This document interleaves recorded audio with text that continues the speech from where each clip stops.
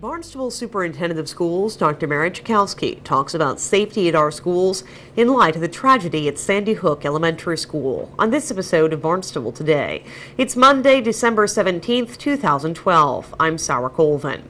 First, though, Prime Motors is poised to purchase 3 auto dealerships from Jack Carter this week. The parent company, AMR Holdings, will take over Hyannis Toyota, Kia of Hyannis, and Orleans Toyota. The licensing authority approved the change for the Barnstable stores at its last meeting, but this morning, Matt McGovern of AMR Holdings appeared before the board. We're purchasing these 3 dealerships from Jack Carter. That's the Toyota store, the Kia store, and then there's a Toyota store in Orleans.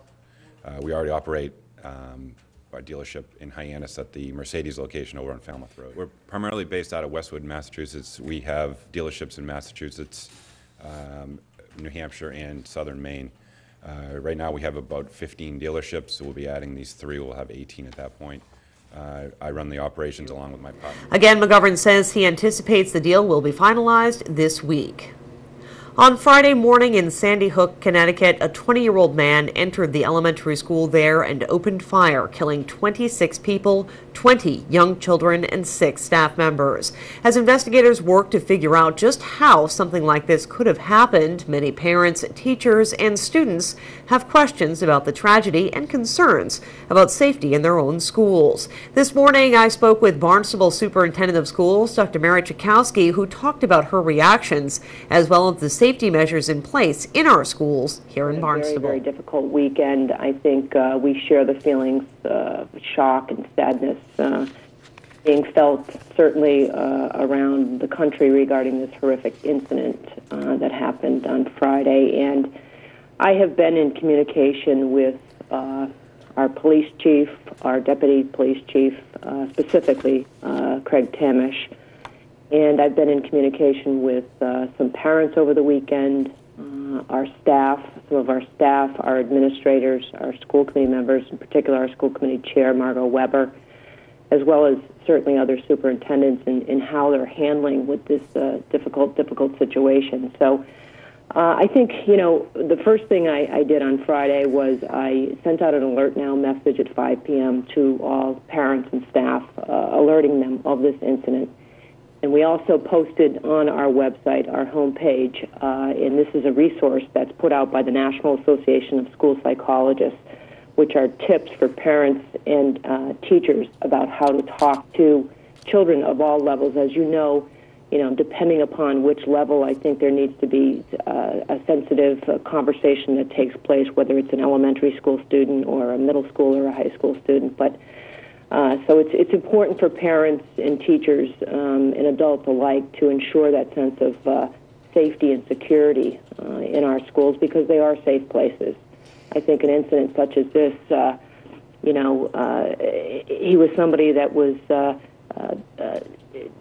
got into the school by shattering an entrance door and exiting entering the school. So I think it's important to establish that sense of security and safety. And, one of the things as I contemplated this weekend, I think I have to credit our police chief, Paul McDonald, for his efforts in reinstituting the Adopt a School program in our K-7 schools. And this was it's a program that we have a police presence, a police officer assigned to each of our K-7 schools. And this has been in place since last January, whereby it's a police officer that's in each of the schools that spends anywhere from 2 to 3 hours per day in our schools, has a visible presence, so that students know that, it is a safe place, that, police officers are people, are adults that children can go to and talk with if they need to. And that has been, and I've been at the schools where I've actually witnessed some of our police officers engaging, whether it be in the cafeteria or during lunch or recess, with the children, and I think that provides that sense of security and safety. At our high school, as you know, we have a full-time school resource officer there as well. So when I think about what we're doing here in Barnstable, I feel confident that our schools are safe, and we have a very good relationship with our police department. our fire department. It's a community that really has that close-knit relationship. We are meeting this morning at 10:30 a.m. with all of our administrative staff and the police chief, Paul McDonald, and the deputy chief, Craig Tamish, at 10:30, just to review our school safety plans. And we do have plans. I want to reassure parents. We have lockdown drills. We have safety plans in place.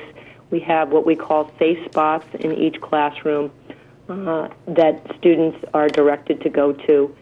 And it's important for parents to know that we practice these drills regularly. It's unfortunate that we have to do this, but we do it. And as recently as 2 weeks ago, we had one of our elementary schools engage in a lockdown. And, you know, I think it's really, really important to let parents know that we are prepared, and we are, you know, certainly wanting parents. I did have an opportunity to speak with a couple of parents over the weekend. I spoke with a parent last night as well. So we're in constant communication, and I think it's important that the parents and students know that Barnstable Public Schools is a safe place to come to school. Absolutely, Mary, and as we know, all of those safety measures are in place, and you know, the incident that did happen in Sandy Hook, certainly an isolated incident, very unusual, but I have no doubt that there are some moms and dads out there this morning that are probably a little trepidatious about putting their elementary schoolers on the bus. Talk to me a little bit about some of those security measures that are in place, not only at our elementary schools, but also at the high schools. Are the doors locked, for instance? What's the visitor policy, et cetera? Well, you know, what kind of things are in place to make sure that unwanted visitors don't come into our schools? Absolutely, and I can understand I think, you know, it's being felt at every school district, probably in the country this morning, that apprehensiveness of putting your child on the bus and sending them off to school, and that's certainly understandable. At each of our schools, at basically K to 7, all of our K to 7 schools, we have buzzards that any visitor entering the school, and we have posted signs that all visitors who enter the school must report directly to the main office. The administrative assistant at the desk can actually see them, so they're buzzed in, whether it's via camera, and they're directed to report immediately to the school. At the high school, and this was prior to my arrival, they do not have a buzzer system in place. They have a teacher that is placed at the entrance of the school. So anybody walking into the school, they have to sign in with that particular teacher that's placed at the entrance of the main entrance of the high school. Absolutely. And Mary, just before I let you go, obviously I'm thinking about what's going on. Certainly a tough time for children to try to digest this, teachers and parents as well. Will there be counselors, psychologists available and on hand for students, parents, and even teachers that might need someone to talk to during this difficult time?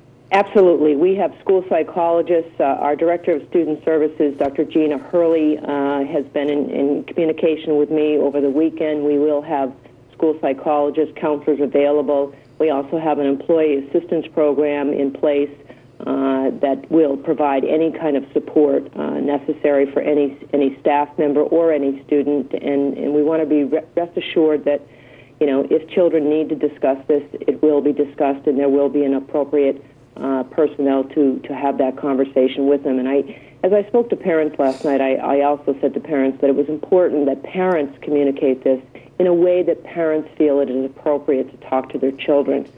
And that is important as well. So I'm hopeful that, you know, it's going to be a difficult day, a difficult week for people as we continue to hear about this tragedy and how it unfolded. And I think it's important to communicate and to talk to one another and to take care of one another. Dr. Chakowski met with Town Manager Tom Lynch, Chief of Police Paul McDonald, and Deputy Chief Craig Tamish this morning to discuss safety measures in our schools. We'll hear more about that meeting on tomorrow's edition of Barnstable This Morning. Join us here on Channel 18 at 7 a.m. tomorrow to hear the Chief's comments. Dr. Chakowski says counselors will be on hand for parents, teachers, and students who have questions and concerns about the Sandy Hook tragedy. With Barnstable Today, I'm Sarah Colvin.